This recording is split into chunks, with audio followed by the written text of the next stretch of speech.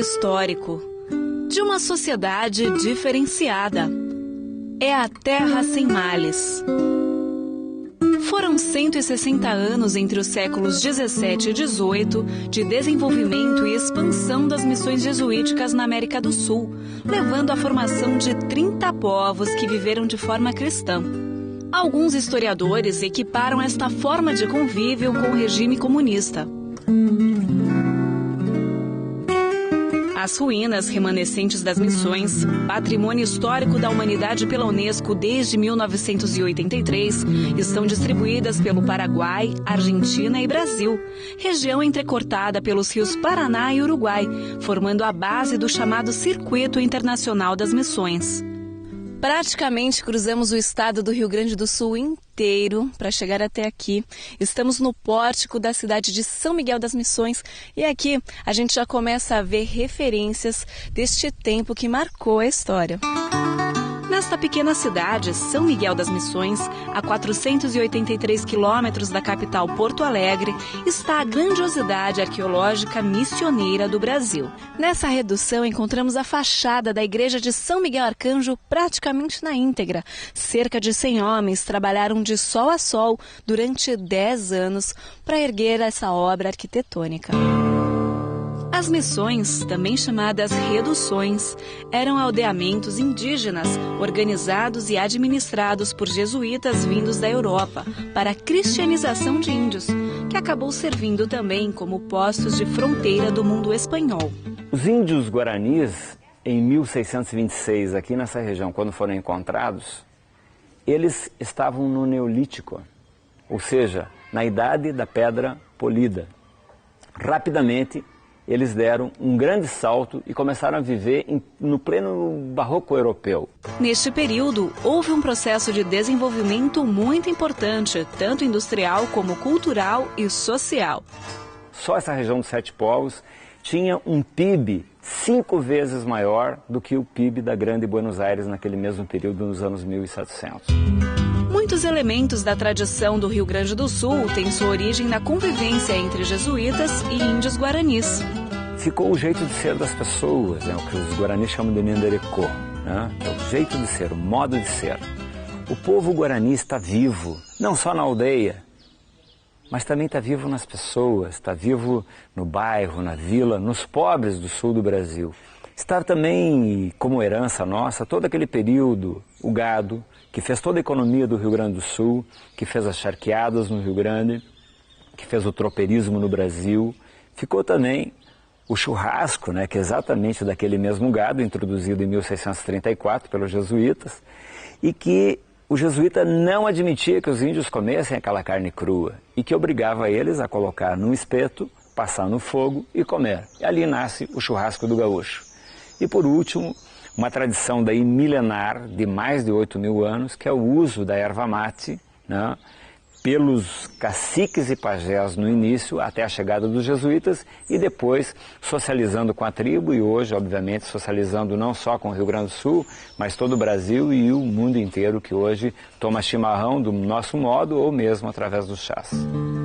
Esta civilização também deixou marcas nas artes. Os padres trouxeram seus conhecimentos europeus e, junto com os índios, criaram obras que passaram para a história como arte missioneira, com estilo próprio. Próximo à igreja São Miguel Arcanjo fica o museu projetado por Lúcio Costa, abrigando peças de arte sacra produzidas na época. Repare no barroco com feições indígenas.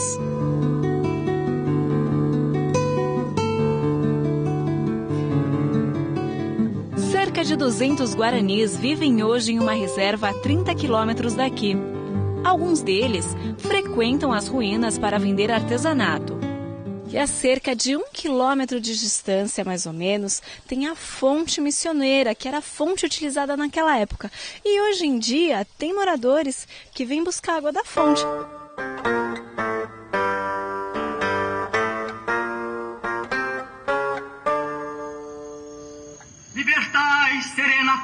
Ao anoitecer, um espetáculo de som e luz conta a história das missões desde seu surgimento até o seu fim. Fim este que se deu com a expulsão dos jesuítas e um massacre de milhares de índios pelas coroas espanhola e portuguesa. A nossa viagem continua. De São Miguel das Missões, vamos para Porto Xavier, localizada às margens do Rio Uruguai. Nós acabamos de sair de Porto Xavier, no Rio Grande do Sul.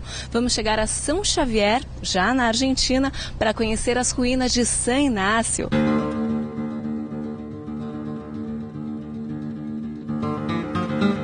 O museu reserva obras de arte, instrumentos, pedras da época e uma maquete que mostra como as missões se organizavam. É realmente impressionante a perfeição. Bueno, estas son las ruinas de San Ignacio de Loyola Miní. Formó parte de 30 conjuntos jesuíticos que fueron fundados en esta región. Hubo 11 misiones, por eso la provincia se llama así, misiones. 4 en la provincia de Corrientes, 8 en el Paraguay y 7 en Brasil. Son las misiones hoy en día mejor conservadas de las 30 misiones que hubo. Os aldeamentos seguiam um plano geométrico padrão. Primeiro, era escolhida uma região agraciada por muita água. O ponto mais alto era onde se localizava a igreja, sempre mirando o norte. A partir daí se tinha a Praça Central, onde se instalava uma grande cruz e em torno desenvolvia-se tudo. Nas laterais, o Conselho da Missão, hospedaria. Há também capela, cemitério, prisão e claustro. Anexa à igreja, casa para viúvas, escolas, casa dos missionários e as oficinas. Atrás ficava a horta para o cultivo e em frente à igreja, a moradia dos índios. No começo do percurso, a gente caminha entre as vivendas. O que eram as vivendas? Eram as casas dos índios, onde eles dormiam em redes. Aqui moraram cerca de 3.000 a 5.000 habitantes. Caminhar por aqui é como reconstruir pedaços da história. E o mais interessante é que nessas ruínas de San Ignacio Miní temos a noção do todo. Este era un pueblo muy bien organizado, tenían horario para todos. Ellos se levantaban muy temprano, a las 4 de la madrugada. Los padres ya se levantaban para ir a visitar a los enfermos, porque después ellos no podían ir a misa, entonces los padres iban a las casas a dar a las 5 de la mañana más o menos. Todo el mundo venía a misa, después hacían una especie de desayuno, iban al trabajo, cada cual a su tarea. Y al mediodía volvían todos a almorzar, en las galerías comían básicamente carne, la base de la alimentación era la carne de vaca. Y después tenían un tiempo para tomar mate, tocar sus instrumentos musicales, pues iban otra vez al trabajo, después también cenaban y todos iban a dormir. A las 8 de la noche se iban a dormir todos. As missões jesuíticas deixaram um valioso legado. Mistérios que criam dúvidas e impressionam. Marcas na história que inspiram.